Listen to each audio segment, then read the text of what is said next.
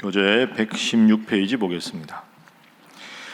디모데후서의 마지막 부분은 바울의 동역자들과 반대자들이 열거되어 있습니다. 바울은 자신의 동역자를 통하여 유익을 얻었으나 자신을 떠나며 해를 입힌 사람들도 기억하며 바울에게 임한 하나님의 도우심으로 영광을 돌립니다. 그리고 바울은 디모데에게 마지막 부탁을 합니다. 바울은 무난하는 동역자를 언급하고 디모데를 위한 기원으로 편지를 끝맺습니다. 오늘 디모데후서 마지막 부분입니다. 제가 얼마 전에 이 디모데후서 4장 9절 이하로 몇 번 말씀을 여러분들과 나눈 적이 있습니다. 어디에 속해 있습니까? 하는 제목으로 데마, 그리고 마가, 그리고 누가, 이 세 인물을 통해서 오늘 내가 어떤 유형의 성도인가 하는 걸 한번 살펴본 적이 있죠. 자, 4장 9절 보시면 바울이 이렇게 말합니다. 너는 어서 속히 내게로 오라. 여기서 너는 디모데지요.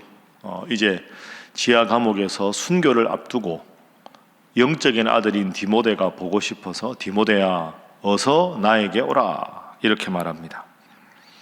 21절에 보면 너는 겨울 전에 어서 오라 이렇게 되어 있습니다. 지금 날씨가 추워지고 있다는 걸 알 수 있죠. 그러면 또 그쪽 지역에 배가 뜨기가 힘들고 바울에게 오기가 힘듭니다. 그러니까 추워지기 전에 배가 출항할 때 어서 오라. 내가 언제 순교당할지 모르겠다. 참 인간적인 바울의 그리움과 외로움이 잘 느껴지는 그런 구절입니다. 그러면서 이제 디모데야 나에게 빨리 오라 하면서 과거에 사역했던 그리고 동역했던 사람들을 한 사람 한 사람 떠올려가면서 이 사람은 이랬고 저 사람은 저랬고 그렇게 평가를 하는 거죠. 그게 10절과 11절입니다. 데마는 이 세상을 사랑하여 나를 버리고 데살로니가로 갔고 그레스게는 갈라디아로 디도는 달마디아로 갔다. 11절 함께 읽습니다. 시작. 누가만 나와 함께 있느니라. 내가 올 때 마가를 데리고 오라. 그가 나의 일에 유익하니라. 아멘. 그레스게나 디도는 다 선교하러 간 겁니다. 그래서 제가 말씀드릴 때 우리가 나누었지만 10절에 데마라는 사람이 나오죠. 데마는 처음에 주님을 사랑했다가 중도에 포기하고 세상이 좋아서 떠난 사람. 그 데마는 중도 포기형이다. 이렇게 우리가 정리를 했습니다. 그리고 11절에 보면 뒷부분에 마가를 데리고 오라. 마가는 1차 전도 여행을 같이 갔다가 힘들어서 중간에 혼자 예루살렘 돌아왔지만 이내 마음을 고쳐먹고 훌륭한 제자가 되었습니다. 그 초기에는 잘 못했지만 후기에는 잘했던 개과천선형의 성도가 마가입니다. 그리고 11절 앞에 나오는 누가만 나와 함께 있다. 처음부터 끝까지 사실 바울이 지하 감옥에서 순교당하는 끝까지 함께 있었던 인물이 누가지요. 그러니까 중도에 포기하는 사람도 있고 처음에 못했다가 뒤에 잘하는 사람도 있고 처음부터 끝까지 한결같은 그런 성도도 있습니다. 제일 좋은 모델은 마가의 후기 모습 또는 누가의 초지일관된 모습이겠죠. 그 첫 번째 기도 제목은 끝까지 믿음 생활 잘하는 성도 되게 하소서 하는 겁니다. 끝까지 믿음 생활 잘하는 성도가 되게 하소서. 끝까지 잘하는 것, 이게 참 중요합니다. 출발선에 서서 몇 명이 뛰느냐 하는 것도 중요하지만 더 중요한 건 마지막까지 완주하는 게 중요합니다. 중간에는 어떻게 될지 아직 결과를 모르는데 마지막에 누가 골인하느냐, 중도 포기하지 않느냐, 마지막까지 누가 완주하느냐. 그리고 끝이 아름다운 사람이 좋은 사람 아닙니까? 시작은 화려했는데 중간에 포기하는 데마 같은 사람이 아니라 끝까지 완주하는 사람. 그게 참 중요합니다. 여러분도 주위에 잘 이렇게 신앙생활 하는 분들 보시거나 아니면 직장생활할 때 동료들 보시거나 아니면 교회에서 목회하는 목사님들 봐도 끝까지 잘한 분은 참 칭찬을 받습니다. 너무너무 잘하다가 중간에 삐끗하고 그때부터 회복이 안 돼서 막 힘들어하는 분들, 직장 생활하다가 더 좋은 거 생각하고 이직을 했는데 그때부터 형편없이 추락하는 분들도 있고, 신앙생활도 마찬가지죠. 참 신앙생활 잘하다가 교회 중요한 직분을 맡으면서 목이 곧아지고 교만해져서 점점 성도들이 보기에 아유, 저분 저러시면 안 되는데 하는 안타까운 모습을 갖고 있는 경우가 얼마나 많이 있습니까? 초심을 잃지 않는다 하는 게 참 쉽지가 않습니다. 그런 의미에서 보면 바울이 정말 훌륭한 거죠. 끝까지 지금 함께 하지 않습니까? 주님과 함께 끝까지. 누가는 바울과 함께 끝까지.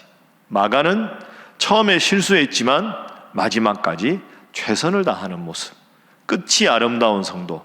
여러분이 하나님 앞에 남은 인생이 얼마나 되든지 간에 하나님 저 천국에 부르시는 그날까지 오늘 이 모습처럼 믿음 생활 잘해서 잘하였도다 착하고 충성된 종아, 주님 앞에 칭찬 얻는 여러분 되시기를 주님 이름으로 축복합니다. 자, 그렇게 해서 이제 쭉 평가를 하죠. 12절 쭉 12절에 두기고까지 이야기합니다. 14절에 보면 알렉산더 같은 사람은 참 바울에게 해를 많이 입힌 사람입니다. 쭉 하면서 한 가지 부탁이 나옵니다. 13절. 자, 13절 말씀 함께 읽어봅니다. 시작. 내가 올 때 내가 드로아 가보의 집에 둔 겉옷을 가지고 오고 또 책은 특별히 가죽 종이에 쓴 것을 가져오라. 아멘. 디모데야, 너 나한테 겨울 전에 오라. 올 때 드로아 가보의 집에 내가 겉옷을 맡겨두었으니 겉옷을 가지고 오라. 제가 설교할 때 말씀드린 대로 지하 감옥이 볕이 안 들고 춥습니다. 그러니까 여러분도 지하에 있으면 으스스하게 추운 거 있죠. 햇볕이 참 중요합니다. 볕이 들 때 커튼을 칠 수 있는 것과 볕이 안 들어서 은근히 추운 건 참 다릅니다. 뭐 한두 시간은 괜찮은데 오래 거기에 있으면 이렇게 좀 나도 모르게 한기가 좀 드는 거 있죠. 다른 사람들이 들어와서는 하나도 안 추운데 이러는데 늘 있다 보면 이게 햇볕 안 들어오면 으스스하게 추운 게 참 이게, 그러다가 이렇게 막 한기가 나거나 하면 몸이 뻐근해지고 이렇게 막 근육이 경직되는 것 같고. 근데 지금 감옥이니까 볕이 안 들어올 뿐 아니라 위생도 지저분하고 냄새도 나고, 다 죄수들은 지금 제대로 먹지 못하고 몸도 가누지 못하는 죄수들이니까 여기 있다 보면 막 병도 옮길 수도 있고 환경이 아주 열악하죠. 바울이 지금 나이도 들고 몸도 지치고 외로웠는데 몸까지 추운 겁니다. 그래서 아까 13절에 겉옷을 가지고 오라 한 이유가 아까 읽은 21절에 겨울 전에 어서 오라. 추워진다. 내가 겉옷 없이 겨울을 지낼 자신이 없다. 그러니 꼭 겉옷을 가지고 오라. 제가 오늘 여러분과 나누고 싶은 건 뒷부분인데요. 13절의 뒷부분에 또 책은 특별히 가죽 종이에 쓴 것을 가져오라. 책을 가지고 오라. 가죽 종이에 쓴 것이다. 이게 뭘까요? 왜 바울이 책을 가지고 오라고 했을까? 이 책은 뭘 뜻할까? 학자들은 이 구절을 어떻게 해석하냐 하면 사도 바울이 지금까지 선교하면서 썼던 보고서를 말합니다. 1차, 2차, 3차 전도하면서 어떤 지역은 교회가 어떤 문제가 있고, 또 이제 교회 교인들 생각하면서 우리가 뭐 고린도 교회 보내는 편지가 고린도 전후서, 에베소 교회 보내는 편지가 에베소 전후서. 그 바울이 편지를 많이 썼죠. 그러면서 신앙의 어려운 점에 대해서 어떻게 하나님 앞에 말씀으로 권면할까 하면서 선교 보고하고, 또 교회에 대해서 평가하고, 그 교회 목회를 어떻게 해야 되겠다 하고 노트 해놓은 거, 그런 보고서들을 가득 모은 게 있다는 거죠. 그래서 13절에 그 책을 가지고 오라. 지하 감옥에서 틈틈이 내가 읽으면서 정리를 하고 싶다. 여러분, 13절은 우리가 스쳐 지나가기 쉬운데 매우 중요합니다. 바울은 열심히 선교한 사람으로만 기억하지요. 열심히 전도한 사람으로만 기억하지만 바울은 원래 가말리엘의 문화생이었습니다. 그 당시 최고 석학인 가말리엘의 문화생이었다는 말은 바울이 경건한 사람이기도 하지만 매우 뛰어난 학문적인 사람이라고 말할 수 있습니다. 그래서 신약 27권 분량을 비교해 보면 예수님이 하신 말씀보다 사도 바울이 쓴 편지가 분량이 더 많습니다. 그런데 이게 지금도 성경으로 우리가 늘 읽으면서 해석하지 않습니까? 사도 바울이 학문적으로 매우 뛰어난 사람입니다. 그 흔적이 오늘 본문에 나오는 거죠. 죽음을 앞두고 있는 순간까지 내 책 가지고 와라. 내가 그거 좀 더 정리하겠다. 좀 더 보완하겠다. 이런 뜻입니다. 그래서 두 번째 기도 제목입니다. 믿음 생활과 더불어 배우는 일에도 힘쓰게 하소서. 믿음과 더불어 배우는 일에도 힘쓰게 하소서. 배우는 일에 힘쓰는 것. 이게 필요합니다. 제가 졸업했던 장신대 교훈이 경건과 학문이거든요. 경건과 학문. 그 참 멋진 거 아닙니까? 우리가 열심히 기도하는 것, 전도하는 것 중요한데 이렇게 성경 말씀 배우고 이 시대에 대해서 배우고 공부하는 것도 참 중요합니다. 바울은 이 두 가지가 아주 균형 잡힌 신앙인이었습니다. 예수님도 생각해 보십시오. 가르치시고 천국 복음을 전파하시고 병자들을 고치셨지만 동시에 그 어느 율법학자들과 논리적으로 대항해도 항상 명쾌하게 복음을 정확하게 해석하는 능력이 있으신 분 아닙니까? 그러니까 여러분 자녀가 어떤 자녀가 되기를 원하십니까? 경건과 학문에 힘쓰는 자녀가 되게 해 주십시오. 열심히 예배드리는 것뿐 아니라 열심히 배우는 것 중요합니다. 앞으로 우리 교회도 이걸 더 보완해야 되겠죠. 이제 당회가 결정해서 앞으로 여러분 아시는 대로 장로님, 권사님, 안수집사님들 이제 중직자 선거도 해야 되는데 제가 말씀 속으로 예루살렘까지 한 게 꽤 몇 년이 지났습니다. 올해까지는 이제 그걸 기준으로 해야 되겠지만 앞으로는 이제 또 다른 성경 공부 교재도 만들고 여러분들과 공부해야 되겠죠. 많은 분들이 저한테 그러시는데요. 목양실에서 목사님 뭐 합니까? 목양실에서 뭐 하겠습니까? 기도하고 설교 준비하고 그만큼 시간을 쓰는 게 책 읽는 일입니다. 책 읽고 공부하고 그래야 다음에 여러분들에게 또 지금 같으면 특별 새벽 기도회가 있죠. 4월 초에 그거 준비합니다. 그러니까 저보다 여러분보다 저는 항상 시간 계획이 빨라야 되거든요. 미리 읽고 준비하고 출판사 넘기고 교정하고 제본하고 그걸 다 지금부터 해야 특별 새벽 기도회 할 거 아닙니까? 그리고 이제 다음에 여러분들하고 성경 공부를 뭘 하면 좋을까? 기도하고 자료 읽고 책 읽고 그런 거 이제 주로 합니다. 경건과 학문 좋은 모델이 바울입니다. 여러분들도 항상 앞으로 우리 교회가 하는 성경 공부 열심히 하시고 열심히 배우셔서 균형 잡힌 성도, 기도 열심히 전도 열심히 하지만 말씀도 정확하게 알고 시대도 정확하게 알고 기독교인의 자부심을 가지고 믿음 생활 잘하는 신일의 모든 성도가 되시기를 주님 이름으로 축복합니다. 자, 이제 마지막 세 번째 기도 제목입니다. 세 번째 기도 제목은 서로 주님 안에 무난하게 하소서 하는 것입니다. 서로 주님 안에 무난하게 하소서. 안부를 묻는 게 무난이죠. 자, 19절 이하에 보십시오. 바울의 끝인사가 나옵니다. 한 절만 읽어볼까요? 자, 19절 함께 읽습니다. 시작. 브리스가와 아굴라와 및 오네시보로의 집에 무난하라. 아멘. 무난하라. 내 안부를 전해주시오. 이 말 아닙니까? 에라스도는 고린도에 머물러 있고 드로비모는 병들어서 밀레도에 두었다. 너는 겨울 전에 디모데야 어서 오라. 어불로와 부데와 리노와 클라우디아와 모든 형제가 다 너에게 문안한다. 그러니까 지금 감옥에 있으면서 이 지역에 있는 사람들이 안부를 묻는다. 안부 잘 전해줘라. 거기에 지금 믿음 생활하는 누구누구에게 안부를 잘 전해주라. 늘 말씀드리지만 이게 바울의 훌륭한 점입니다. 바울은 하나님만 잘 섬긴 게 아니라 참 마음에 사랑이 많은 사람이었습니다. 한 사람 한 사람 안부를 묻습니다. 이름을 밝히면서.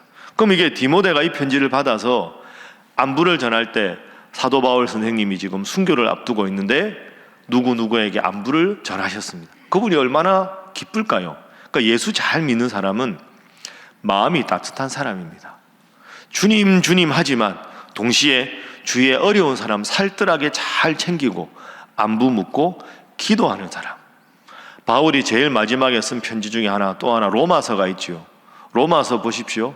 16장인데 한 장 전체가 문안인사입니다. 참 훌륭하죠. 여러분들도 이제 잘 생각해 보십시오. 오늘 3월 1일입니다. 3월부터 대신방이 시작됩니다. 그리고 3월 이러면 사람들 마음이 이제 겨울 다 지났는데 봄에 뭔 새로운 걸 한번 해볼까 이렇게 마음 먹을 때 아닙니까? 이때 신앙생활 코로나로 겨울에 이런저런 이유로 게을러지신 분들 교회 한번 가볼까 하는 마음이 슬며시 들 때입니다. 교회 일도 이게 타이밍이 참 중요합니다. 그러니까 3월에 열심히 권면하고 전도하는 거 참 중요합니다. 오늘 이 바울의 교훈을 여러분 생각해서 신앙생활 요즘 보니까 우리 남선교회 여전도에 우리 구역에 뜸 한 분 누구더라 하면 꼭 전화하시고 전화하기 전에 하나님 제가 믿음 생활 다시 잘하자고 권면할 텐데 하나님 그분의 마음을 성령께서 미리 어루만져 주셔서 권면했을 때 흔쾌히 승낙하고 다시 믿음 생활 잘하게 해주십시오. 그렇게 여러분 기도하고 권면하셔서 이 봄에 믿음 생활 잘 못했던 분들 다시 다 와서 주님 안에서 서로 교제하고 문안하는 우리 교회가 될 수 있기를 주님 이름으로 부탁합니다. 기도하겠습니다.